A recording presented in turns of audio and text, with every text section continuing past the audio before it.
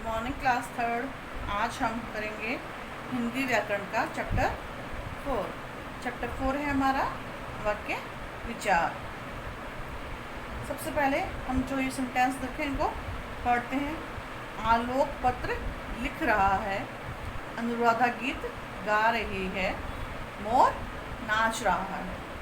ठीक है, ये हमारे क्या है, वाक्य हैं। आलोक पत्र लिख रहा, ये सब क्या है, शब्द है। अनुराधा क्या है, शब्द है। गीत शब्द है। गा रही है शब्द है। मोर शब्द है। नाच शब्द है। रहा शब्द है। ठीक है, और ये क्या है, पूरा वाक्य है। मतलब वाक्य जो है किससे बना है, शब्दों के मेल से बना है। ठीक है, ये पूरा सेंटेंस किससे बना है, शब्दों के मेल से बना है। अब हम पढ़ते हैं इन पॉइंटों को। फर्स्ट है, ऊपर के सभी वाक्य एक से अधिक शब्दों के मेल से बने हैं। ठीक है, ये जो वाक्य है इसमें दो या दो से अधिक शब्द हैं। ठीक है, ऊपर के वाक्य में जो है अंत में क्या है, क्रिया है। अंत में क्या है, लिख रहा क्या है, क्रिया है। गाना क्या है, क्रिया है। नाचना क्या है, क्रिया है। अब है, सभी वाक्य अर्थपूर्ण है। जितने भी ये जो वाक्य हैं सभी का अर्थ निकलता है। प्रत्येक वाक्य में शब्दों का सही प्रयोग किया गया है। वाक्य में जो है शब्दों का सही प्रयोग किया गया है। शब्दों को जो है एक सीरीज में लगाया गया है। अगर शब्दों को जो है हम आगे पीछे लगा देते हैं तो हमारे वाक्य जो है अर्थपूर्ण नहीं रहते हैं, उनका कोई अर्थ नहीं निकलता है। ठीक है, अब इन सबको देख के जो है वाक्य की डेफिनेशन बनती है। क्या बनती है वाक्य की परिभाषा? किसी भाव या विचार को पूरी तरह प्रकट करने वाले सार्थक शब्दों के समूह वाक्य कहलाते हैं। जैसे मीरा पुस्तक पढ़ रही है, या दो या दो से अधिक, ठीक है, दो या दो से अधिक शब्दों के सार्थक समूह को वाक्य कहते हैं। क्या डेफिनेशन बनती है? दो या दो से अधिक शब्दों के सार्थक समूह को वाक्य कहते हैं। अब है वाक्य के अंग। वाक्य के दो अंग होते हैं, कौन कौन से? एक होता है उद्देश्य और एक होता है विधेय। सॉरी, एक होता है उद्देश्य और एक होता है विधेय। उद्देश्य किसे कहते हैं? वाक्य में जिसके विषय में कुछ कहा जाता है। क्या? वाक्य में जिसके विषय में कुछ कहा जाता है उसे कहते हैं उद्देश्य। पवन आम खाता है, नीलम अखबार पढ़ रही है। किसके बारे में कहा है कि आम खाता है? कौन खाता है? पवन। अखबार कौन पढ़ रही है? नीलम।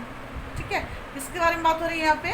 पवन और नीलम के बारे में बात हो रही है। तो उद्देश्य हमारे कौन है? पवन और नीलम है। नेक्स्ट है विधेय। विधेय किसे कहते हैं? वाक्य में उद्देश्य के विषय में जो कुछ कहा जाता है। ठीक है, उद्देश्य के बारे में जो कुछ भी कहा जाता है उसे विधेय कहते हैं। जैसे कृष्ण स्कूल जाता है। स्कूल जाता है किसके बारे में कहा गया है? कृष्ण के बारे में। स्कूल जाता है हमारा क्या बन गया? विधेय। उद्देश्य क्या है? कृष्ण है, कृष्ण के बारे में बात हो रही है। मीरा नाचती है। ठीक है, उद्देश्य कौन है हमारा? मीरा नाचती है, विधेय है। जिसके बारे में कुछ कहा जाए वो हमारा विधेय होता है। नेक्स्ट है अशुद्ध को शुद्ध रूप में लिखना। बच्चे शब्दों का जिस तरह उच्चारण करते हैं उसे उसी तरह भी लिख देते हैं। यदि हमारा उच्चारण सही होगा तो हम सही लिखेंगे, अगर हम उच्चारण को गलत कर रहे हैं तो गलत ही लिखेंगे। जैसे बोलो दयालु। दयालु उच्चारण ये होता है इसका। हम बोलते हैं दयालु, जब बड़ा ऊ की साउंड निकाल रहे हैं तो हम क्या लिखेंगे? उसको बड़े ऊ में डालेंगे।